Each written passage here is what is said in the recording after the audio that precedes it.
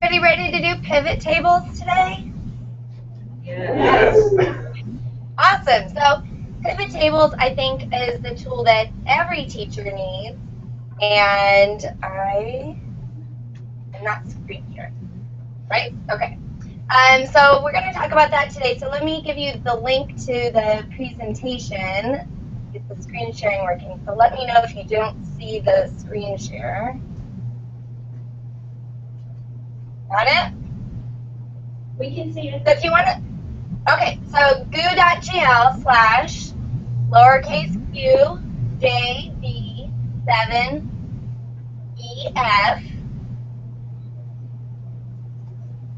And that's just to the presentation so that you can have the notes for later.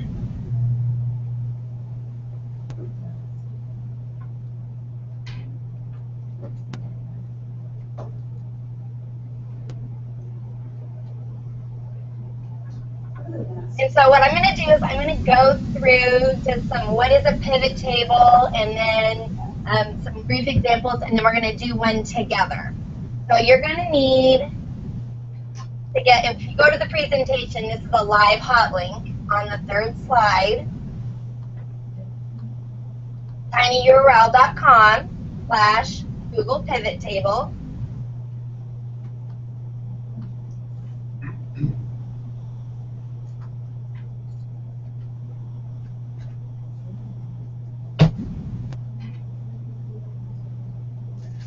And so we're going to use that at the end, but you're going to want to make a copy.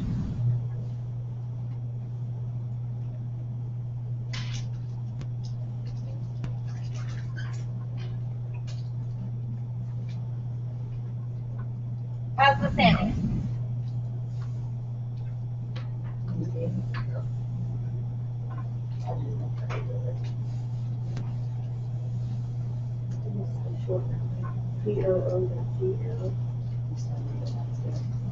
You need the link, GOO.G/QJV7EF.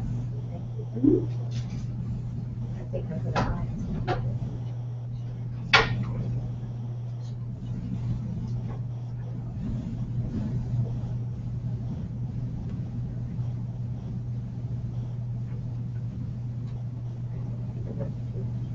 Can you still hear me? Yes. Okay, just checking. So yeah, if you go to the presentation, the link to the spreadsheet is live, so that kind of keep that on hand in case anyone else joins in. I also tweeted out that link. We ready? Ready? Yes. Right. So we want to be data-driven as educators, right? We hear that a lot. It's a buzzword. Now, please don't get up and leave. I know that you hear that a lot, and you're like, no, please. But actually, I find that when you use data in the right way, that it's really powerful for impacting your instruction. The problem has been this whole time is when we get old data and we have to pretend like we care about it. Good job, screen share real quick. When we get old data and we have to pretend like we care about it. I don't know about you guys, but I remember my administrator comes in a month after we've given the test and is like, here's your data for chapter 4. You know, what questions did the students do poorly on, and you know, what are we going to do about it? And we're all thinking, tomorrow we're going to give the chapter 5 test, so this is too little too late. I don't care. Of course, no one says anything. So we just sit around and pretend like this data is meaningful when it's old and it's not meaningful. To really impact instruction and to target and find those kids who need help, we need to have that information not tomorrow, but today. The day that I get the information from the kids is the day that I need to use that information to impact them. So I'm going to go back to screen share. Okay, so where are you going to get all this extra time to use this data and find it and organize it and sort it? That can be super time consuming, right? Well, you are in luck because we have the greatest thing since sliced bread. Does anyone know what the greatest thing since sliced bread is? Google Forms! Google Forms users. Anybody using Google Forms? Nobody? Come on, you guys are using Google Forms. And so this is the trick, is you already have gold sitting inside of your Google Drive, is you have all this great data from the Google Forms. However, Google Forms are just the tip of the iceberg. So you've got all this data in a spreadsheet, and then what do you do with it? It can be overwhelming, especially if you're like me. I teach high school. I've got 150 students. That's 150 lines of data at a minimum that I have to sort through and make meaning of, and then it becomes a brick, right? Anyone using summary of responses? Yes. Okay, right, and that's a great tool. So when you're in the spreadsheet and you go Form, Show Summary of Responses, it automatically makes these great charts and graphs, right? Except what's the problem with that? Is that the information you want? And so it might not be. I don't necessarily want just the charts that it gives me. Not to mention, as a high school teacher, it's got all of my periods mixed together. So it becomes a little less useful because first period and seventh period data is mixed together. And as you know, first period and seventh period have widely different results. So when you're a clunky spreadsheet user, how are you going to get all of that great data that you need? And the answer is, of course, pivot tables. And they are surprisingly easy. So that's kind of like my hook for you. It is not as bad as you think it is. I've got this down to 3 steps. Is the font size large enough? Yes. All right. The first thing you want to do is highlight your data. And that can be kind of the trickiest part because you want to get the columns highlighted. Here's a trick if you don't know this. You can actually hold down the Shift key and the right arrow, and you can arrow over and select all of your columns after you select the first column. So highlight your data, and then under the data menu is a pivot table report. So it's all set up in there if you didn't know it was already there. And then you just have to decide, what do you want to summarize? So for example, I have this data right here.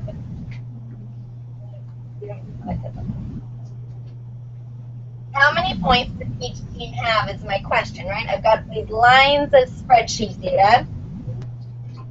And so I've got each team in my class, and they've been earning points for different things. And I've been collecting that using a Google form. What I don't want to do is sit and write formulas. And yes, in this case, the summary of responses might work, but I'm trying to give a simple example. I a lot of times have data that I just want to summarize and collect up all the points. So back to my 3 steps, I would highlight the data. Under the data menu, use the pivot table report, and then I'm going to summarize it. All right, let me move this out of the way. So it will end up looking something like this, where it collapses together anything that repeats. So if you'll notice on the previous chart, it had chupacabra several times and horsefly several times, and they each had points. So it's going to collapse them together, and what's really great about it is that it does auto update. So as you keep filling out the form, those totals keep updating. So that is a really good tool that I can use during class because as students turn stuff in, I have current numbers all the time. So what if I want to know how many assignments were turned in? I use Google Forms as a digital Dropbox. I have students turn them in. So I've got, I don't know if you can see this on here, but this is line 5,000. This actual chart had 8,000 lines of data. And I want to know how many times did a student submit the form. So I want to count. So any of these things I want to add up stuff or count things, pivot tables are great for that. Here's an example of a pivot table. I had to blur out the student names, obviously. So what I have on the left side is student names, and then I had 3 types of assignments. So for my class, they have to get so many assignments that are a badge, that are a method, and are a text. So you can see up here at the top it says BMT.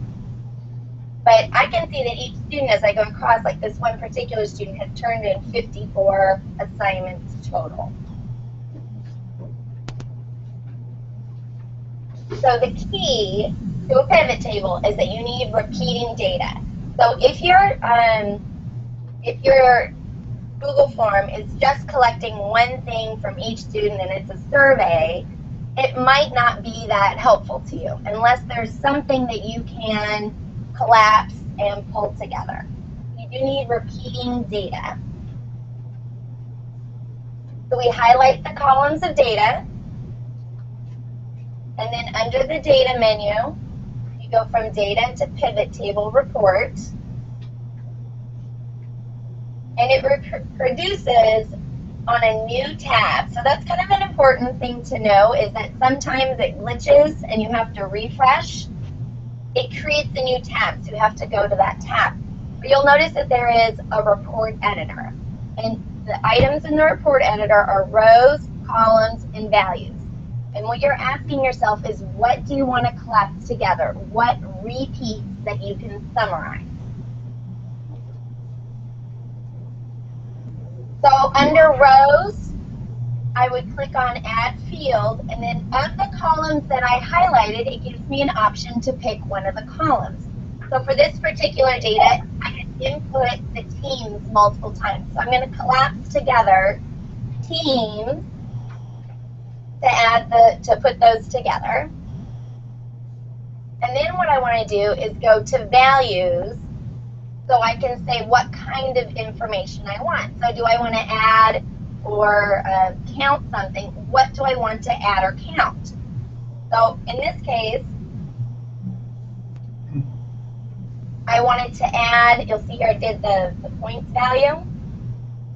So I had points that I collected from students, and then I would, by default, it sums or adds them up. So it's an easy way to just add up how many points each team has. So it's just going to automatically do that for me. But you'll notice that is a drop-down list.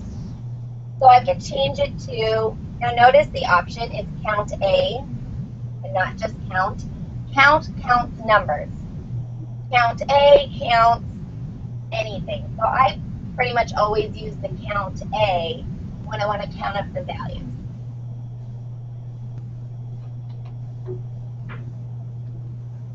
So this is a contrast of what the two tables look like.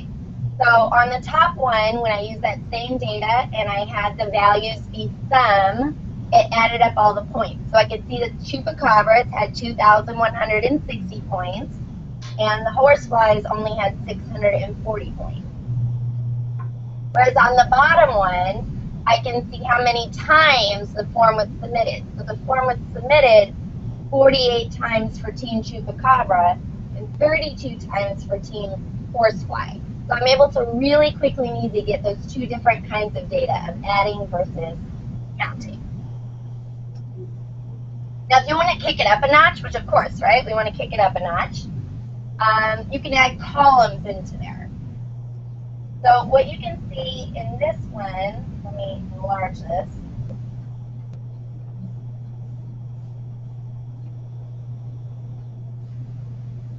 So you see here I have on the side, I've collapsed together all the teams for a project that my students did. Then across the top is how the students were rated on a peer evaluation. So I can see that for Amazing Grease Trip, they had 6 people rated them average, 9 people rated them pretty darn good, and 14 people rated them super awesome, for a total of 29 evaluations. This makes rating and using data really simple, because it just does that for me automatically, and it keeps updating as the results come in, so I can watch that.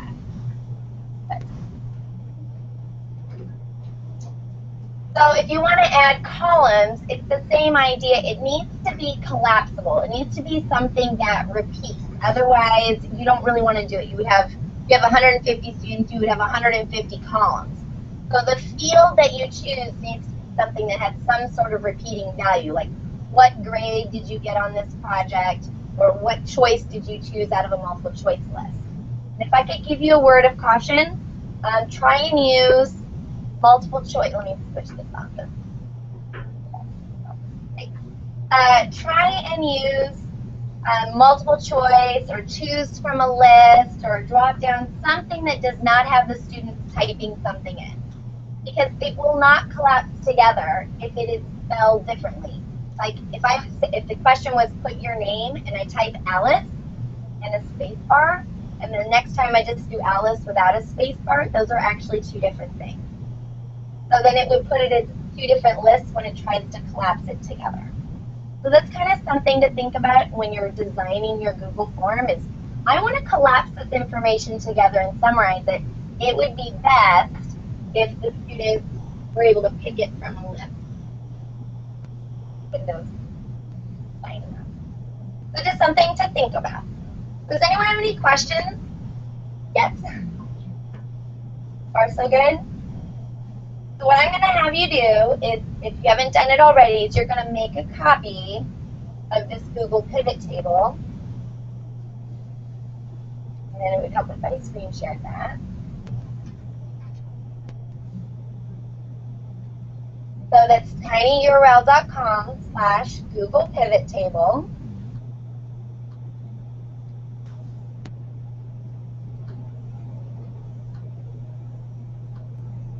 So we're just going to practice that. And then hopefully the plan is that you'll be like, wow, I didn't know this was so easy. And you'll want to do it all the time.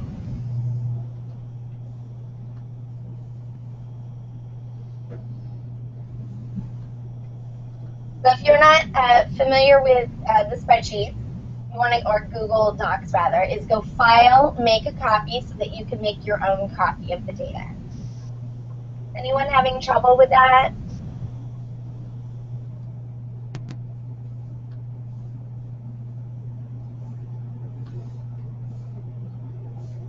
Good? Let's zoom this in. Are you looking at something that looks like this? I think we all are. Perfect. All right, so as you can see, as you scroll down, you're like, I got a whole bunch of rows of data, and I just made this up this morning. And then so I want to summarize it. So the trick is you want to put your cursor over top of column A and highlight columns A, B, and C. Again, if I click on column A, it highlights column A, and I hold down shift in the right arrow. Do you see how I can highlight columns using the arrow keys? Especially if you're using a trackpad, it can be really tricky to highlight the columns. That's probably the worst part of this. Okay, and then I'm going to have to zoom back out so I can see all the data menu options. Under data, use pivot table report.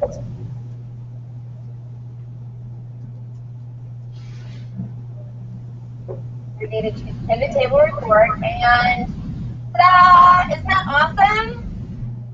That's a joke. It's blank. It's supposed to be.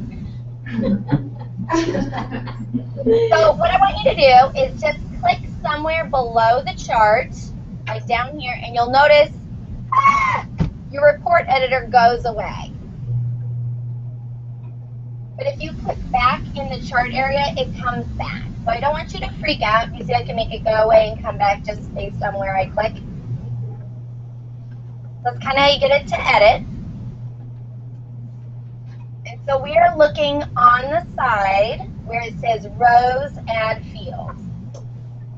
So go ahead and click on add fields.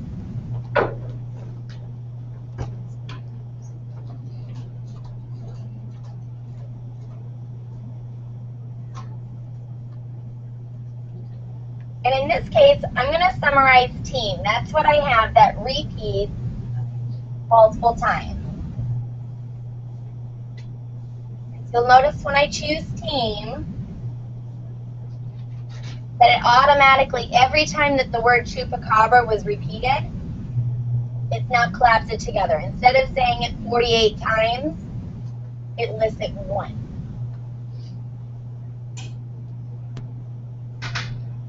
And so notice you have some different options with sorting that are in the options on the side. So skip columns, and we're now going to go down to values where it says add fields.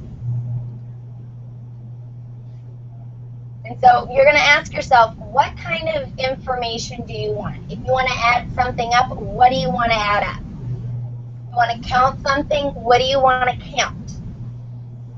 And a word of caution is if you want to count, you have to have something to count. So if somebody left the field blank, it wouldn't count them. So that's something to be aware of. We're going to choose points.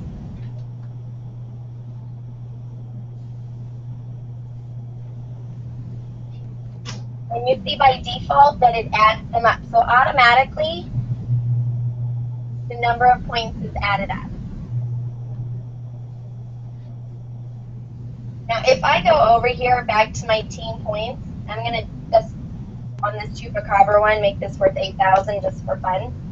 So that when I go back to my pivot table, do you notice that automatically the Chupacabra number was updated? So that's really nice if you're trying to keep track of an ongoing score throughout the semester, that this would always be current. Was everybody able to be successful doing that? Easy enough? So what we want to do is let's try switching it where it says sum under the points. Let's switch it. If you click on the word sum, it's going to give you a whole bunch of options for different ways that you can summarize the data, right? You can find the maximum value, the minimum value, the count of it. You can also count uniques. So if a student submitted it multiple times, you would only want to count things that are unique. It would only count it one time. So I can choose count with the A on the end. So I can see Chupacabra submitted 48 times, the horsefly submitted 32 times, the manatee submitted 32 times. So I just have that summary data right there.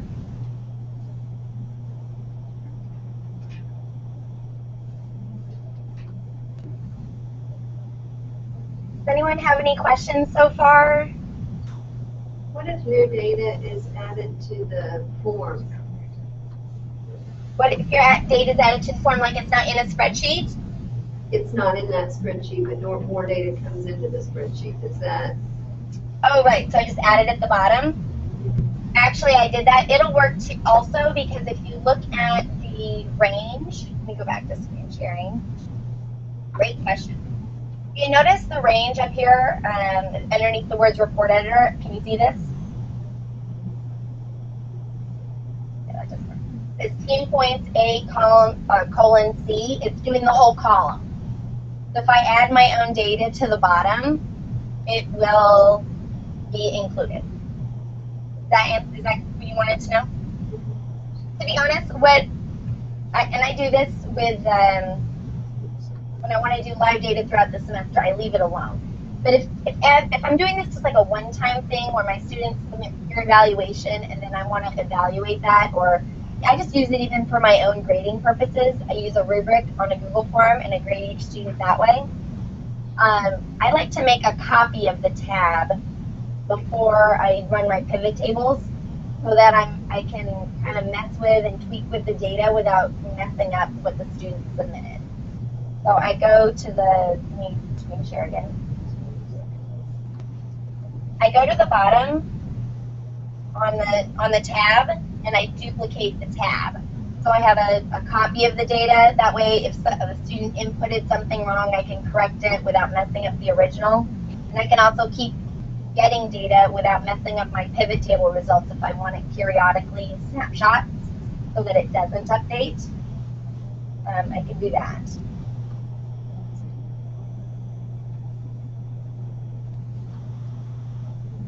Other questions? Did that answer your question? Yes. Anybody else? Okay. So you'll notice on the side at the bottom it says update the table on each change underneath the word filter. And oops, helps if I screen share because otherwise you cannot see that. So down here underneath the filter it says update the table. So if you don't want it to update automatically as students continue to fill out the form, you can turn that off. But this is really powerful if you are, say, an administrator and you're using this to collect classroom data for behavior, right? So if you're running the, call it the student services office, is where you send students if they're being unruly in class. And so the teachers can fill out a Google form when they're sending a student to the office and why they sent them. And so the administrator a lot of times was not in the office, but they had an iPad and they would have the link to this tab of the pivot table on their iPad as a hot link. And so they could just pull that up anytime and see how many students have been sent into the office and all of the summary data. You know that the link, the URL on a Google spreadsheet is unique per tab. So if I give you, if I highlight, let me go back.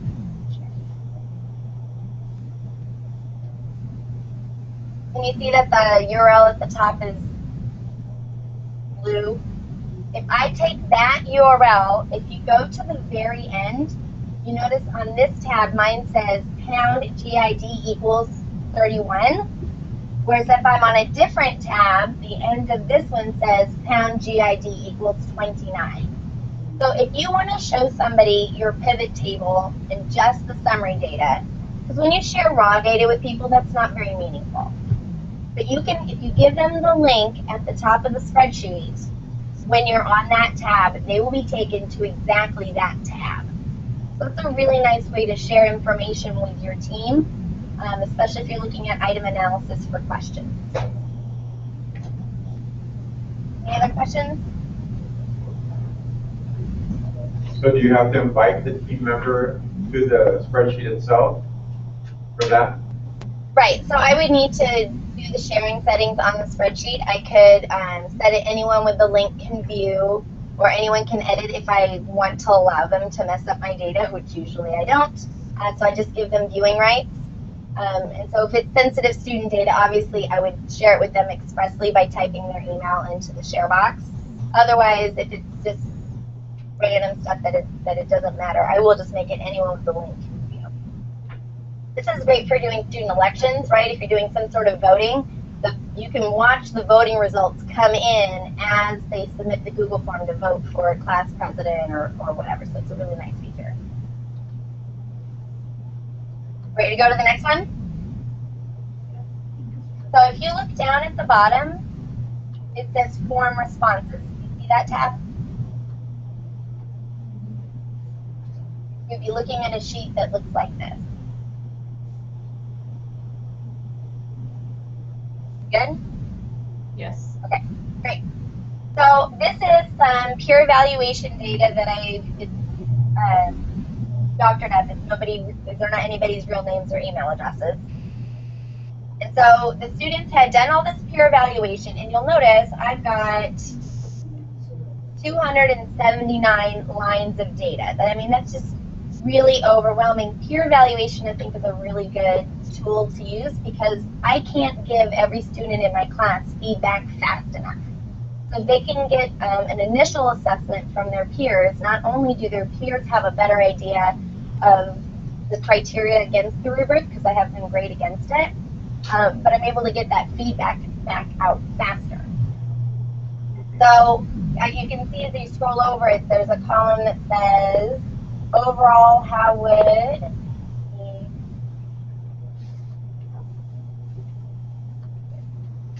you rate the quality of the video? So that I've got these data on a scale of 1 to 5 of how it was rated. So I want to summarize that. So what we're going to do is we're going to highlight all the columns, remember? So I'm going to click on column A, hold down the shift key, and use the right arrow, because I have a lot of columns, especially with the trackpad, that can be tricky. I do not have to highlight all of my columns of data. You notice the columns that have comment boxes? I wouldn't want to summarize that, so I don't have to highlight it. I just want to highlight the columns that I need to use. Data, pivot table report. Data, pivot table report. She's on the forms tab. I'm on the form responses tab. Yeah, that's The form, and she did all of them except for the comments. which you could include the comments. It wouldn't hurt it. I'm just pointing out that you can select. So once you do pivot table report, you'll notice that it does make a totally new tab.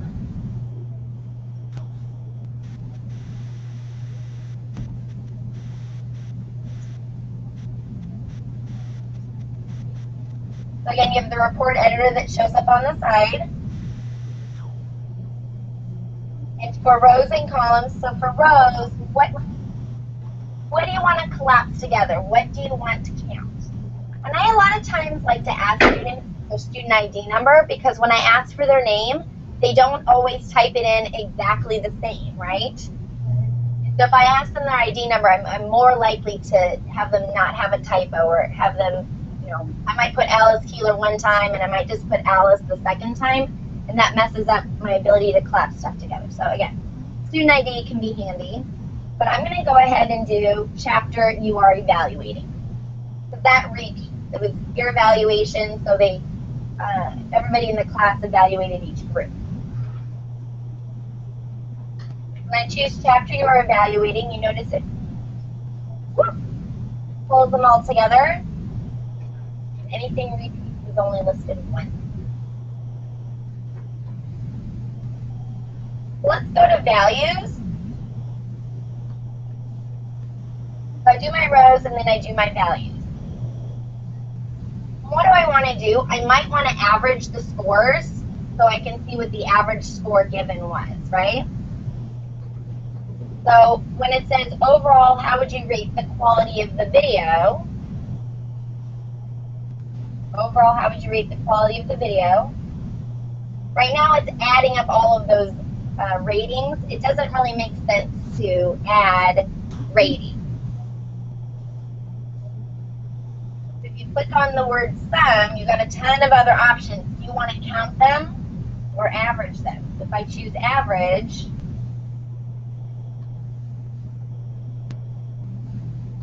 I can see that chapter 10 had an average rating of 3.65.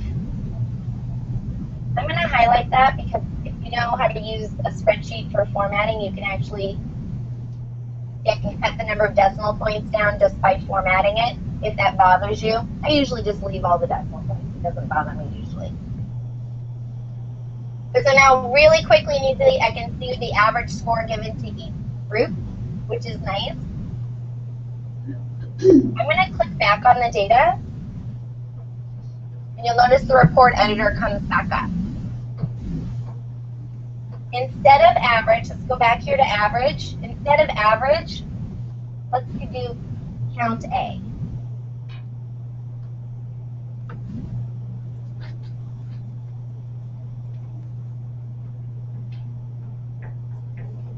And so from that, I can see there were 49 evaluations of chapter 10, but there were only 18 evaluations of chapter 8. So right away, I'm like, something's not right.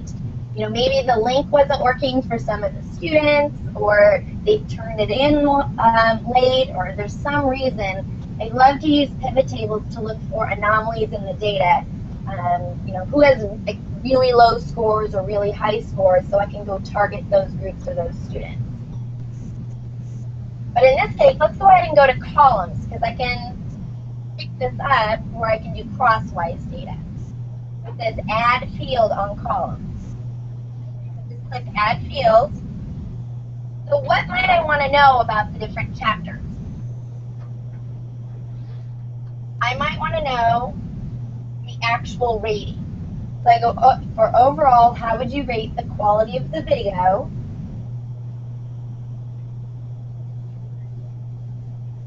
When I do that, the rating possibilities are 1, 2, 3, 4, or 5.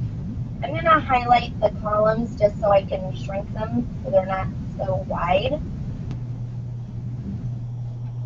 You don't know that trick. If you highlight multiple columns at once and you resize one column, all the columns resize exactly the same.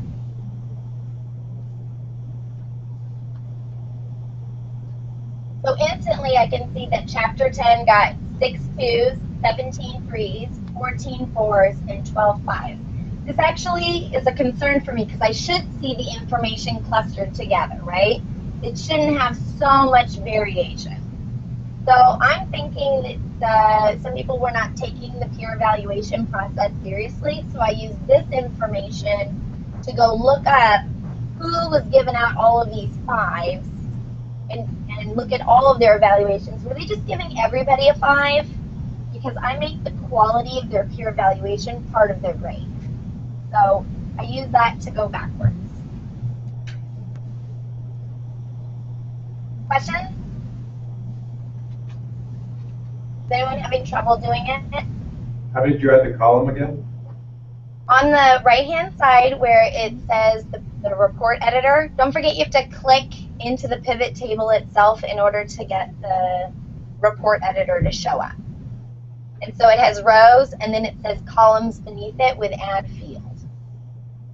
So again, with the columns, you gotta choose a column that has repeating data. Otherwise, if it's, like say if I put for my column student name, and everybody entered it once, I would have 150 columns. You have to have something that collapses together.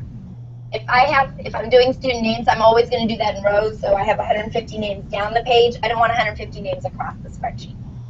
So it really doesn't matter if I do rows or columns initially. It just kind of depends on how you want it to look in the end. And things that have the most information, I usually want that to go down in the rows. Were you able to find it? Yeah. You see how it says I have columns here?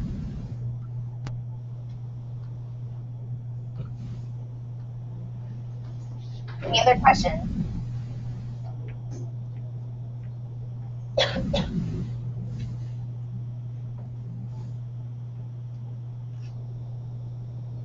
So, I will do multiple pivot tables for the data because this just kind of gives me a summary of how each of the chapters did. But on the flip side, I want to know how my students who reviewed it, how they did. So if I go back to the form responses tab, I'm back in the form responses tab and I'm looking at the raw data. And I go data, pivot table report. I'm going to get a blank pivot table. And in this case, for my rows, I'm going to do your last name.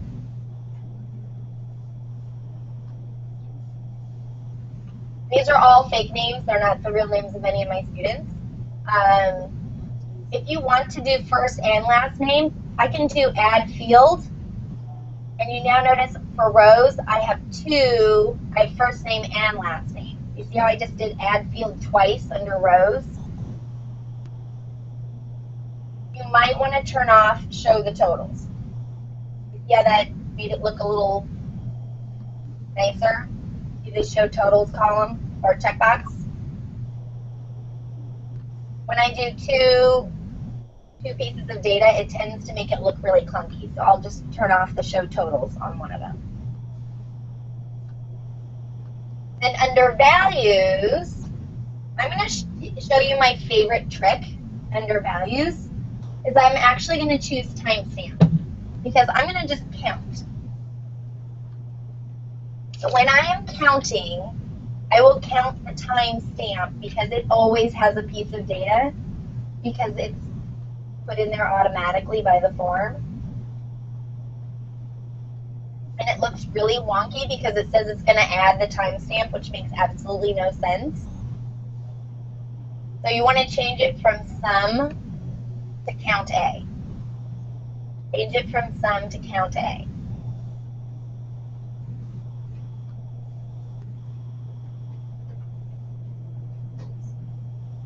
So my first thing right now is I can see that Paul submitted, there were 5 groups, Paul submitted 5 peer evaluations. But I need to go talk to Brian because he only did 1. So real quickly, I can see who my slackers were that didn't do what I asked them to do. Not to say that I want to use this as an I gotcha, but to be honest, sometimes I use it as an I gotcha. So there's my first thing, is just kind of figuring out who was able to follow the directions and who was having trouble. And then if you go to columns, click on add field for columns. I go to add field, and again, I'm going to do overall, how would you rate the quality of the video?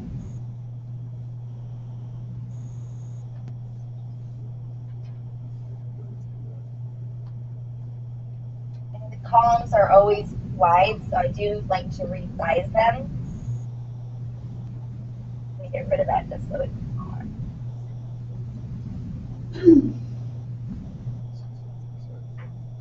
So now I'm looking through here and I'm looking for patterns, right? This is, I can see that this student, Barker, he gave 1 4 and 4 5s for his ratings. I have to think that maybe he didn't take it that seriously, potentially. When I see that other students have it spread out and they gave some 2s and they gave some 3s, this guy didn't give any 2s or 3s. And in particular, I like to look for the people like this person here in row 31, Kim. They gave everybody a 5. And so I'm like, well, you know what? I better go look at the reviews that this person gave because probably they're giving good job as their feedback rather than really being meaningful. Because if you're going to use peer evaluations, you have to teach kids how to give good feedback. Part of that is setting up your Google form to structure the types of feedback that you want. Is asking them specifically what kind of stuff they should be submitting. So I'll make, with one set of data, I'll make 3, 4, 5 pivot tables where I'm adding using sum function versus the counting function and doing it from different directions. So I can see for each of the groups, how each group did, but then also how seriously each person who reviewed, how they did, how they evaluated it.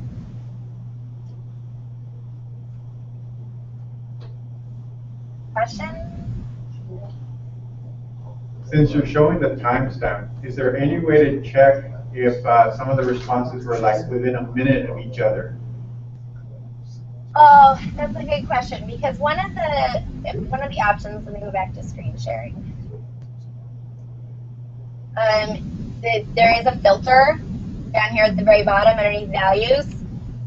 So I am able to filter this. So like on overall quality of the video, I'd say I only want to look at the 4s and 5s. I can unselect those other options. So a lot of times I'll filter out blanks. Like I don't want to see any of the blanks. So theoretically, if I were to go on the filter, this is not an exact answer to your question. Yours is a little more complicated. If I go to timestamp for my filter, it's going to look ugly. It's going to show me all the timestamps, and I can deselect some of them so they're not included. So that's not going to work from the pivot table. What you would need to do is to go back to the data and then insert a column and use a formula to subtract one timestamp from the other and see if they're just to subtract the timestamps are really close together. Gotcha. Thank you. Yeah. Sorry, that wasn't the best answer. Any other questions? Things that you might use it for?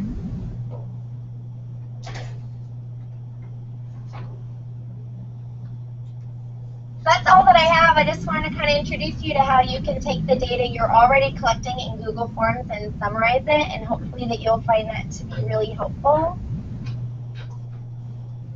Thank you. Yeah, you're welcome.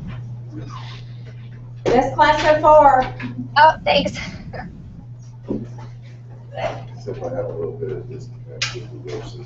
Well, Google Hangout seems to be, my experience with that has always been a little bit of a Well, we're gonna drag. go ahead and end the broadcast now, so that we can get ready for the next class. But seriously, if the classes I've walked away with, that's something I feel like